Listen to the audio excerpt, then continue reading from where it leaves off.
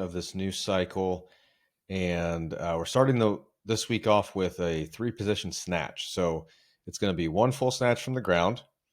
You're going to keep your hands on the bar. You're going to bring it down, or actually 1 full snatch from the ground, and then you're going to go from the hang below the knee, full snatch, and then a hang snatch from the high hang. So you'll see it in the video, but it's full snatch from the ground, hang snatch below the knee, and then high hang snatch. 3 reps. I don't mind using straps, but try to get some of your warm-up sets without straps, maybe even a warm-up set or 2 without a hook grip. Don't get too reliant on the straps in the hang position. You still want to kind of strengthen your grip in that position and get used to actually gripping the bar.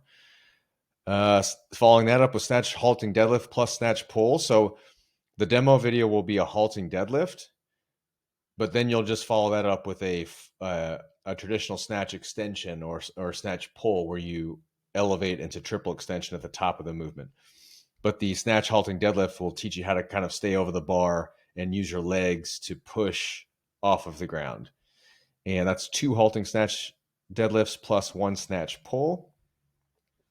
If it feels, I'm starting you at 80%. If it feels strong and you feel like you're not getting tipped forward, then you can add weight. But if you feel like 80% is a pretty good struggle to not get tipped off the ground during these reps, then just keep it there. Work on your positioning off the floor. And then follow that up with snatch grip push press. Now I want these to be continuous reps. So don't let your feet slide back.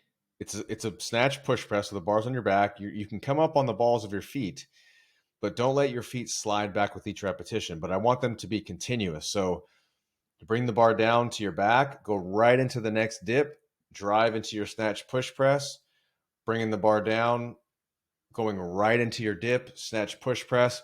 Just try to get a rhythm for that, because these not only can strengthen the overhead position in the snatch, but they can just get you better at kind of a dip and drive and using the floor to create force. That's why I don't want your feet to slide back. So if you have to keep the weight lighter in order for your feet to stay anchored, then do that. You don't have to keep your feet flat. Your heels can come up, but I just don't want your entire foot changing its footprint. And then we've got back squats. So you're going to work up to a set of 5 that's about a 7 RPE. And then I just want you to use the same weight for triples to follow that. So the idea here is that those triples should be even further removed from muscular failure. So that would be like RPE 5, since that same weight at set of 5 was an RPE 7. And it just gives you an opportunity to get volume in with a relatively heavy load, but it should be pretty quality. So those triples, the reps shouldn't really slow down all that much. And then we'll follow that up with a split squat with a wall reference. So watch the video here. It's an interesting movement that I like a lot. Your back foot is going to be pushing into the wall behind you, instead of a traditional split squat where your toes are tucked under you or your back foot's on a bench. Your back foot is going to be pushing flat against the wall behind you. And so as you're doing the split squat, I want that back foot pushing into the wall.